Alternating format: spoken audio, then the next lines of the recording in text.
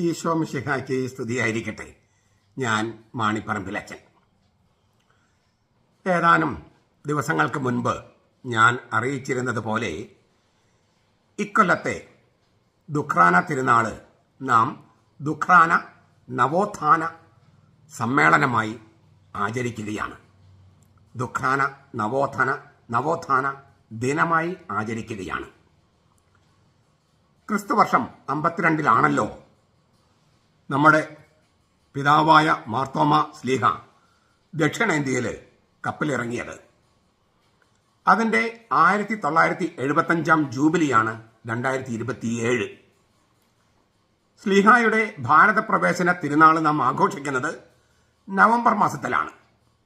എങ്കിലും ഒരു സംവത്സരം നീണ്ടു നിൽക്കുന്ന ദുഃഖ്രാന നവോത്ഥാന പരിപാടികൾ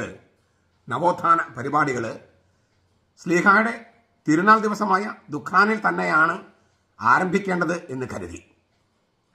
എന്തൊക്കെയാണ് ഈ ദുഃഖ്രാന നവോത്ഥാന ജൂബിലി വത്സരത്തിൽ നാം ചെയ്യുകയെന്ന് വഴിയെ അറിയുന്നതാണ്. മാർത്തോമ ശ്ലീഹ സ്ഥാപിച്ച സഭയാണ് സീറോ മലബാർ പൗരസ്ത്യ കത്തോലിക്ക സഭ. മാർത്തോമായുടെ നേർ ശിഷ്യനായ അദ്ദായിയുടെയും അദ്ദേഹത്തിന്റെ ശിഷ്യനായ മാർ മാറിയുടെയും പേരിലുള്ള അനാഫ്രയാണ് നാം ദിവസവും അർപ്പിക്കുന്ന കുർബാന തന്നെ. ക്രിസ്തു മതത്തില് ഏറ്റവും പുരാതനമായിട്ടുള്ളത്. ക്രിസ്തുവർഷം 100 എഴുതപ്പെട്ട ഡിഡാഹെ എന്ന രേഖയിൽ 12 അപ്പസ്തോലന്മാരുടെ പ്രബോധനങ്ങൾ എന്ന പേരിൽ അറിയപ്പെടുന്ന ഡിഡാഹെ എന്ന രേഖയിൽ കാണുന്ന അനാഫ്രയോട് സാമ്യമുള്ള അനാഫ്രയാണ് ഈ അദ്ദായി മാറി ശ്ലീഹന്മാരുടെ പേരിലുള്ള കൂദാശക്രമം.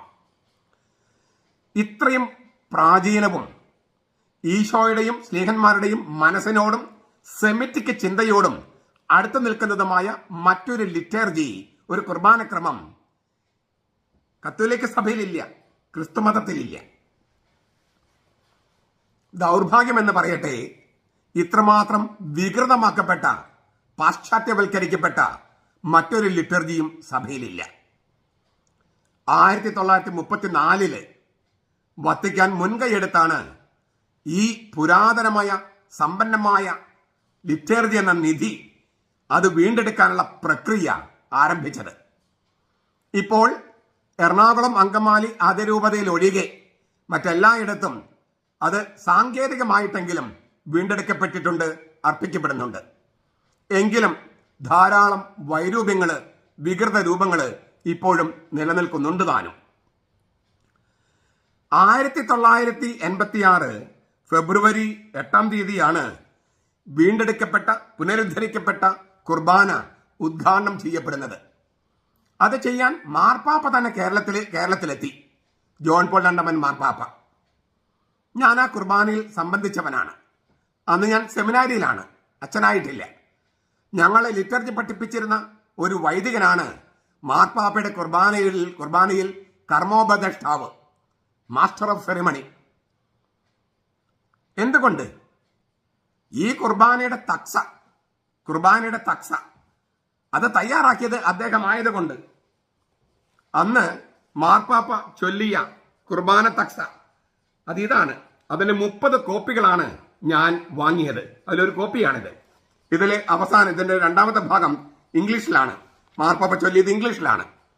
അപ്പോൾ അതിന്റെ ഈ കുർബാന തക്സ, വീണ്ടെടുക്കപ്പെട്ട കുർബാന തക്സ, അതിന്റെ മൗലിക പതിപ്പാണിത്.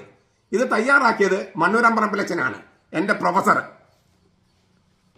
ഇത് കൂടാതെ ഈ അദ്ദായിമാരെ ശ്ലീഹന്മാരുടെ അനാഫ്ര കൂടാതെ വേറെ 2 അനാഫ്രകളും നമുക്കുണ്ട്, നെസ്റ്റോറിയസ്, തിയതോർ എന്നിവരുടെ പേരിലുള്ളവ. അവ തയ്യാറാക്കിയതും ഇതേ മണ്ണൂരമ്പറമ്പിലച്ചനാണ്. അതുകൊണ്ടാണ് മാർപ്പാപ്പ ഈ കുർബാന ഉദ്ഘാടനം ചെയ്യുമ്പോൾ അതിന്റെ മാസ്റ്റർ ഓഫ് സെറിമണി ആയിട്ട് മണ്ണൂരമ്പറമ്പിലച്ചൻ തന്നെ അവിടെ സ്റ്റേജിൽ ഉണ്ടായിരുന്നത്, കർമ്മങ്ങൾക്ക് ഉപദേശം കൊടുത്തിരുന്നത്. ഈ കുർബാന തക്സ, നമ്മൾ ദിവസം അർപ്പിക്കുന്ന കുർബാന, ആ കുർബാന തക്സ അത് തയ്യാറാക്കിയത് മണ്ണൂരമ്പറമ്പിലച്ചൻ. ആ അച്ഛൻ തന്നെ ഈ കുർബാനയുടെ ചരിത്ര പശ്ചാത്തലം, ഞാൻ പറഞ്ഞല്ലോ, ഇത് മാർപ്പാപ്പ അർപ്പിച്ച കുർബാനയുടെ ടെക്സ്റ്റാണിത്. ഞാൻ അന്ന് അച്ഛനാകുന്നതിന് മുമ്പ്, എനിക്ക് പട്ടം കിട്ടുന്ന 89 മാർപ്പാപ്പ വരുന്ന 86 അന്ന് തന്നെ 30 കോപ്പികളാണ് ഞാൻ വാങ്ങിയത്. 86 30 കോപ്പികൾ. അച്ഛനാകുന്നതിന് മുമ്പത്തെ കാര്യം പറയണേ. അപ്പൊ ഇത് അത്രമാത്രം പുണ്യപ്പെട്ട ഒരു നിധിയാണെന്ന് അന്നേ എനിക്ക് ബോധ്യമുണ്ടായിരുന്നു. ആ കുർബാന തക്സ തയ്യാറാക്കിയ ആള് തന്നെ ഈ കുർബാനയുടെ ചരിത്രം എഴുതിയിട്ടുണ്ട് ഒരു പുസ്തകമായിട്ട്. ഈ കുർബാനയുടെ ഉറവിടങ്ങള് ഞാൻ പറഞ്ഞല്ലോ 1-ാം നൂറ്റാണ്ടിന്റെ അവസാനം രൂപപ്പെട്ട് തുടങ്ങിയതാണ്. അപ്പൊ അതിന്റെ ഉറവിടങ്ങള് എവിടുന്ന് കിട്ടിയത് നമുക്ക്, അതിൽ ഓരോ പ്രാർത്ഥനയുടെയും ഓരോ ആചാരത്തിന്റെയും തിരുവചന അടിസ്ഥാനം, ദൈവശാസ്ത്രം, ആധ്യാത്മികത, ചരിത്രം, സഭാപിതാക്കന്മാരുടെ വ്യാഖ്യാനം എന്നിവയെല്ലാം 2 ഗ്രന്ഥങ്ങളായി ഇതേ മണ്ണൂരമ്പറമ്പിലച്ചൻ എഴുതിയിട്ടുണ്ട്.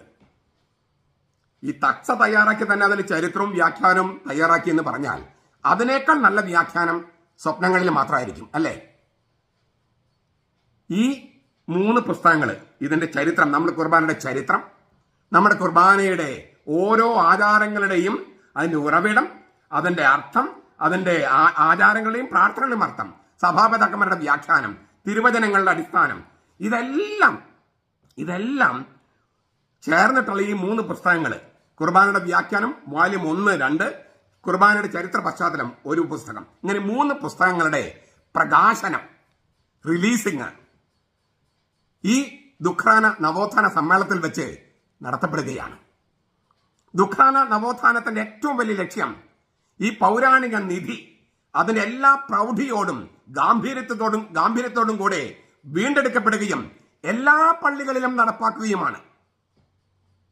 അതിനും ആദ്യമേ വേണ്ടത് എന്താണ്? ഇതെല്ലാവരും നടപ്പാക്കണമെങ്കിൽ, വികൃതമാക്കാതെ വിരൂപമില്ലാതെ നടപ്പാക്കണമെങ്കിൽ ആദ്യം വേണ്ടത് ഈ കുർബാന എന്താണെന്ന് ഗ്രഹിക്കുകയാണ്. അതിനുള്ള ഏറ്റവും നല്ല മാർഗമാണ് ഈ 3 പുസ്തകങ്ങൾ. നസ്രാണികളായ എല്ലാവരുടെയും കയ്യിൽ, ഒരു വീട്ടിലൊരു പുസ്തകമല്ല, എല്ലാവരുടെ കയ്യിലും ഉണ്ടായിരിക്കുന്ന പുസ്തകങ്ങളാണിവ. ആ പുസ്തകങ്ങളുടെ പ്രകാശനമാണ് ഈ ദുഃഖാന നവോത്ഥാന സമ്മേളനത്തിലെ പ്രധാനപ്പെട്ട ആകർഷണം. അതുകൊണ്ട് തന്നെ ഒരു കാര്യം കൂടി ഞാൻ പറഞ്ഞോട്ടെ. നമ്മൾ ഇപ്പൊ ഈ വീഡിയോ കേൾക്കുന്നവരും നമ്മൾ മിക്കവരും തന്നെ എല്ലാ ദിവസവും കുർബാന സംബന്ധിക്കുന്നു, ചുരുങ്ങിയ പക്ഷം ഞായറാഴ്ചയിലെങ്കിലും. അപ്പൊ ഈ കുർബാന ചരിത്രം നമുക്ക് അറിയണ്ടേ? ഇത് ഈശോയിൽ നിന്ന് എങ്ങനെയാണ് നമുക്ക് തോമസ് ലീഗിൽ നിന്ന് എങ്ങനെ കൈമാറി കിട്ടിയ ചരിത്രം നമുക്ക് അറിയണ്ടേ? വേണം. ഇതിലെ പ്രാർത്ഥനകൾ അർത്ഥം ഗ്രഹിക്കണ്ടേ? വേണം. ഇതിലെ ആചാരങ്ങൾ ഇല്ലേ, അങ്ങോട്ട് തിരിയുന്നു, എഴുന്നേറ്റ് നിൽക്കുന്നു, കൈകൾ ഇത്ര ഉയർത്തിപ്പിടിക്കുന്നു, അച്ഛൻ ചെയ്യേണ്ട കാര്യങ്ങൾ, ഡീക്കൻ ചെയ്യേണ്ട കാര്യങ്ങൾ, ഇങ്ങനെ ഒരുപാട് അനുഷ്ഠാനങ്ങളും ആചാരങ്ങളുമുണ്ട്. അതിൻ്റെ എല്ലാം ദൈവശാസ്ത്രം, തിരുവചനം എന്താണ് സൂചിപ്പിക്കുന്നത്, അതിന് നമ്മൾക്ക് അതുമായിട്ടുള്ള ബന്ധം, ഇതൊക്കെ അറിയണ്ടേ? എന്തിനാണ് അച്ഛൻ അങ്ങനെ ചെയ്യുന്നത്, എന്തിനാണ് ഇങ്ങനെ ചെയ്യുന്നത് എന്ന് നമുക്ക് അർത്ഥം ചോദിക്കില്ലേ? നമുക്ക് അതിനൊക്കെ അർത്ഥം അറിയണ്ടേ? അതിനാൽ കുർബാനയെ സ്നേഹിക്കുന്നവരും ഈശോയുടെ നേർ ശിഷ്യനായ തോമസ് ലീഗ സ്ഥാപിച്ച സീറോ മലബാർ സഭയെ സ്നേഹിക്കുന്നവരും ഈ പുസ്തകം സ്വന്തമാക്കണം. അവരാണ് ഈ സമ്മേളനത്തിൽ പങ്കെടുക്കാൻ വരുന്നതും. ഈ സഭയെ സ്നേഹിക്കുന്നവരും ഈ കുർബാനയെ സ്നേഹിക്കുന്നവരുമാണ് ഈ സമ്മേളനത്തിൽ പങ്കെടുക്കാൻ വരുന്നത്. ഈ കുർബാന നടപ്പാകാത്ത ഏക രൂപതയാണ് എറണാകുളം അങ്കമാലി അതിരൂപത. സീറോ മലബാർ സഭയുടെ ആസ്ഥാന രൂപതയിൽ ഇത് നടപ്പായിട്ടില്ല. അതിന്റെ കോലാഹലം ബഹളമൊക്കെ നിങ്ങൾക്ക് അറിയാലോ. അതിനാൽ തന്നെ ഈ എറണാകുളം അങ്കമാലി അതിരൂപതയിലെ തിരുവാങ്കുളത്ത് വെച്ചാണ് ഈ ദുഃഖാന നവോത്ഥാന സമ്മേളനം നടത്താൻ ആദ്യം തീരുമാനിച്ചിരുന്നത്. അതവിടുന്ന് മാറ്റാനുള്ള കാരണം പിന്നീട് ഒരു വീഡിയോ ആയി ഞാൻ ചെയ്യുന്നതാണ്. അത് ചെയ്യേണ്ടത് ഇപ്പോഴല്ലല്ലോ, അത് പിന്നീട് ചെയ്യാം. ഈ സ്ഥലം മാറ്റം, അതായത് തിരുവാങ്കുളത്ത് നിന്ന് ആളൂരിലേക്ക് സ്ഥലം മാറ്റം നിങ്ങൾ ശ്രദ്ധിക്കുമല്ലോ. ഞാൻ തിരുവാങ്കുളത്ത് വെച്ച് നടക്കുമെന്നാണ് ഇത് പ്രഖ്യാപിച്ചത്. എന്നാൽ സ്ഥലം മാറിയിരിക്കുന്നു, ആളൂരിൽ വെച്ചാണ്. ആ സ്ഥലം മാറേണ്ട കാരണമൊക്കെ ഞാൻ പിന്നീട് അറിയിക്കാം. അപ്പോൾ ഇതൊന്ന് മനസ്സിരുത്തണം. തിരുവാങ്കുളത്ത് വെച്ചല്ല, ആളൂരിൽ വെച്ചാണ് ജൂലൈ മാസം 3-ാം തീയതി ദുഃഖാന ദിവസത്തിൽ ദുഃഖാന നവോത്ഥാന സമ്മേളനം നടക്കുന്നത്. എറണാകുളം അങ്കമാലി അതിരൂപതയുടെ വികാരി മെത്രാപ്പോലിത്തയാണ് മാർ ജോസഫ് പാമ്പ്ളാനി. അദ്ദേഹമാണ് എറണാകുളം അങ്കമാലി അതിരൂപതയിലെ ഈ കുർബാന നടപ്പാക്കാൻ ചുമതലപ്പെട്ട ആള്. വികാരി മെത്രാപ്പോലിത്ത, എറണാകുളം അങ്കമാലി അതിരൂപത വികാരി മെത്രാപ്പോലിത്തയാണ് അദ്ദേഹം തന്നെയാണ് ഈ കുർബാനയെക്കുറിച്ച്, ഏകീകൃത കുർബാന എന്ന് പറയുന്ന നമ്മുടെ കുർബാനയെക്കുറിച്ചുള്ള ഈ പുസ്തകങ്ങൾ റിലീസ് ചെയ്യുന്നത്. ഞാൻ പറയുന്നത് ശ്രദ്ധിക്കണേ. എറണാകുളം അങ്കമാലി അതിരൂപതയിൽ ഏകീകൃത കുർബാന നടപ്പാക്കാൻ ചുമതലപ്പെട്ട ആളാണ് മാർ ജോസഫ് പാമ്പ്ളാനി പിതാവ്. അദ്ദേഹം തന്നെ ഈ ഏകീകൃത കുർബാന എന്ന് പറഞ്ഞ നമ്മുടെ കുർബാന തക്സയുടെ ചരിത്രവും അതിലത്തെ ഓരോ പ്രാർത്ഥനയുടെയും ആചാരങ്ങളും അർത്ഥവും വ്യാഖ്യാനിക്കുന്ന പുസ്തകങ്ങളും റിലീസ് ചെയ്യുന്നത് അദ്ദേഹം തന്നെയാണ്. അപ്പോൾ ഈ കുർബാന നടപ്പാക്കാൻ അദ്ദേഹം എടുക്കുന്ന പ്രസാദാത്മകമായ ചുവടുവെപ്പുകളിൽ ഒന്നായിട്ടാണ് ഞാൻ അതിനെ കാണുന്നത്. ഈ കുർബാനയെ, ഏകീകൃത കുർബാനയെ പ്രോത്സാഹിപ്പിക്കാൻ അദ്ദേഹത്തിന് താല്പര്യമില്ലായിരുന്നെങ്കിൽ ഇത് റിലീസ് ചെയ്യാൻ അദ്ദേഹം സമ്മതിക്കുമായിരുന്നോ? ഈ ഏകീകൃത കുർബാനയെ, അതിന്റെ തക്സയെ, അതിന്റെ വ്യാഖ്യാനത്തെ, അതിന്റെ ചരിത്രത്തെ പ്രോത്സാഹിപ്പിക്കാൻ താല്പര്യമുള്ളത് കൊണ്ടല്ലേ അദ്ദേഹം ഇതിൽ പങ്കെടുത്ത് ഇത് പ്രകാശനം ചെയ്യാമെന്ന് സമ്മതിച്ചത്, സന്തോഷത്തോടെ സമ്മതിച്ചത്? മാത്രമല്ല, മണ്ണൂരം പറമ്പിലച്ചൻ തലശ്ശേരി അതിരൂപതയിൽപ്പെട്ട ആളാണ്. ഈ കുർബാന തക്സ തയ്യാറാക്കിയ ആള് മാർ ജോസഫ് പാംപ്ലാനി പിതാവാണ്. അദ്ദേഹത്തിന്റെ ആ അതിരൂപതയുടെയും അധ്യക്ഷൻ എന്ന നിലയ്ക്ക് മണ്ണൂരം പറമ്പിലച്ചന്റെയും പിതാവ്. കുർബാനയുടെ തക്സ തയ്യാറാക്കിയ തലശ്ശേരിക്കാരനായ അച്ഛനെ ബഹുമാനിക്കുന്ന ചടങ്ങ് ഉദ്ഘാടനം ചെയ്യാൻ പാംപ്ലാനി പിതാവ് അങ്ങേയറ്റം സന്തോഷത്തോടെ സമ്മതിക്കുകയായിരുന്നു. അത് വളരെ പ്രസാദാത്മകമായ കാര്യമായിട്ടാണ് ഞാൻ മനസ്സിലാക്കുന്നതും ഞാൻ അങ്ങനെയാണ് അതിനെ വീക്ഷിക്കുന്നത്. ആവർത്തിക്കുന്നു, ഇരിങ്ങാലക്കുട രൂപതയിലെ ആളൂരിലുള്ള ലോഗോസ് നഗർ എന്ന് പേരിട്ടിരിക്കുന്ന ഓഡിറ്റോറിയത്തിലാണ് ഈ ദുഃഖാന നവോത്ഥാന സമ്മേളനം. ആളൂർ അങ്ങാടിയിൽ തന്നെയാണ്. പോട്ട ജംഗ്ഷനിൽ നിന്ന് 4 കിലോമീറ്റർ ഇരിങ്ങാലക്കുട റൂട്ടിലേക്ക് പോയാൽ ആളൂർ ജംഗ്ഷനായി. ആളൂർ ജംഗ്ഷനിൽ തന്നെയാണ് ഈ മാള ടൗൺ കോഓപ്പറേറ്റീവ് സഹകരണ ബാങ്ക്. അതിന്റെ 3ാം നിലയുടെ ഓഡിറ്റോറിയത്തിലാണ്. ലിഫ്റ്റ് ഉണ്ട്, 10-15 പേർക്ക് കയറുന്ന ലിഫ്റ്റ് ഉണ്ട്. അവിടെ വെച്ചിട്ടാണ് ഈ നവോത്ഥാന സമ്മേളനം. ആളൂരിലുള്ള ഇതിന് തൊട്ടടുത്തുള്ള ബിബ്ലി അക്കാദമിയാണ് ഈ പുസ്തകങ്ങൾ ഇപ്പോൾ പ്രസാദനം ചെയ്യുന്നത്. ബിബ്ലി അക്കാദമിയുടെ സ്ഥാപകനും ഡയറക്ടറുമാണ് മാണിപ്പറമ്പിലച്ചൻ എന്ന ഈ ഉള്ളവൻ. എന്റെ സ്വന്തം പണം ഉപയോഗിച്ചിട്ടാണ്, മറ്റാരുടെയും പണം സ്വീകരിച്ചിട്ടല്ല ഈ പുസ്തകങ്ങൾ ഞാൻ പ്രസാദനം ചെയ്യുന്നത്. ഇതെന്തിനാ അച്ഛൻ ഇവിടെ പറയുന്നത് എന്ന് ആളുകൾ ചിന്തിക്കുന്നുണ്ടാവും. ചിന്തിക്കൽ തെറ്റൊന്നുമില്ല, ഇത് ഇവിടെ പറയേണ്ട കാര്യമല്ലെന്ന് തോന്നാം. പക്ഷേ എനിക്കെതിരെ കഴിഞ്ഞ കുറേ ദിവസങ്ങളായി ഒരു ഹെയ്റ്റ് ക്യാമ്പയിൻ പകയോടെ എനിക്കെതിരെ പോസ്റ്റുകൾ ഇങ്ങനെ ഒന്നിന് പുറകെ ഒന്നായി ഇട്ടുകൊണ്ടിരിക്കുകയാണ് സോഷ്യൽ മീഡിയയിൽ. അതിനുള്ള ഹെയ്റ്റ് ക്യാമ്പയിനകത്തുള്ള ചില സംഗതികൾ എന്താ പറയുക, കല്ല് വെച്ചെന്നുണാന്ന് പറഞ്ഞാൽ പോലും ശരിയാകില്ല. പൈശാചികമായ കാര്യങ്ങളാണ് എഴുതി വിട്ടിരിക്കുന്നത്. അത് പിശാചിന്റെ പ്രവർത്തനമാണ് എന്ന് നിങ്ങളെ ബോധ്യപ്പെടുത്താൻ വേണ്ടിയാണ് ഞാൻ പറഞ്ഞത്. ഞാൻ ആവർത്തിക്കുകയാണ്, എന്റെ പണം ഉപയോഗിച്ചിട്ടാണ്, മറ്റാരുടെയും പണം ഉപയോഗിച്ചിട്ടല്ല ഈ പുസ്തകങ്ങൾ ഞാൻ പ്രസാദനം ചെയ്യുന്നത്. എന്തിനാണ് ഞാൻ ഈ 5-6 ലക്ഷം രൂപ സ്വന്തം പോക്കറ്റിൽ ചെലവാക്കി ഈ പുസ്തകങ്ങൾ പ്രസാദനം ചെയ്യുന്നത്? അത് ഈ കുർബാനയുടെ സ്നേഹം കൊണ്ട് മാത്രമാണ്. മറ്റൊരു ഛേദോവികാരം അതിന്റെ പുറകിലില്ല. ഈ കുർബാനയെ സ്നേഹിക്കുന്നവർക്ക്, ഇതിൽ പങ്കെടുക്കുന്നവർക്ക് ഈ കുർബാന അടുത്തറിയാൻ സാഹചര്യം സൃഷ്ടിക്കുക, അത് ഞാൻ ചെയ്യേണ്ടതാണ്. അതെന്റെ ഒരു ബോധ്യമാണ്. ഞാൻ ഏത് കുർബാനയ്ക്ക് വേണ്ടി നിലനിൽക്കൊണ്ടുവോ അത് പരമാവധി ആളുകളിലേക്ക് എത്തിക്കാൻ, അതിന്റെ ആ നിധിയുടെ ഗാംഭീര്യം, അതിന്റെ പ്രൗഢി, അതിന്റെ സമ്പന്നത അത് എത്തിക്കാൻ, അതിന് പണം ചെലവാക്കാൻ ഒരു മടിയും എനിക്കില്ല. കാരണം അതാണ് ലക്ഷ്യം. കർത്താവിനെ ഏൽപ്പിച്ചിരിക്കുന്ന ഒരു ലക്ഷ്യം അതാണ്. മാത്രമല്ല, 1983 മുതൽ എന്ന് വെച്ചാൽ എനിക്ക് 19 വയസ്സ്, ഞാനൊരു ടീനേജറാണ്. അന്ന് മുതൽ ഏത് കുർബാനയ്ക്ക് വേണ്ടി ഞാൻ നിലകൊണ്ടുപോകും അത് സഭയിലാകെ നടപ്പിലായി കാണുന്നതിലുള്ള ആനന്ദം വെളിപ്പെടുത്താനും ഈ പണം ചെലവഴിക്കുന്നതിൽ സന്തോഷമുണ്ട്. ഇനി നടപ്പിലാവുന്ന ഏക രൂപത എറണാകുളം അങ്കമാലി അതിരൂപതയാണ്. അത് അവിടെ നടപ്പിലാക്കുന്നത് വരെ ഞാൻ വിശ്രമമില്ലാത്ത പോരാട്ടത്തിലാണ്, സന്ധിയില്ലാത്ത പോരാട്ടം. അത് ചില സംഘടനകൾ ചെയ്യുന്നത് പോലെ ഉപജീവന മാർഗമായിട്ടുള്ള പ്രതിഷേധ സമരങ്ങളല്ല.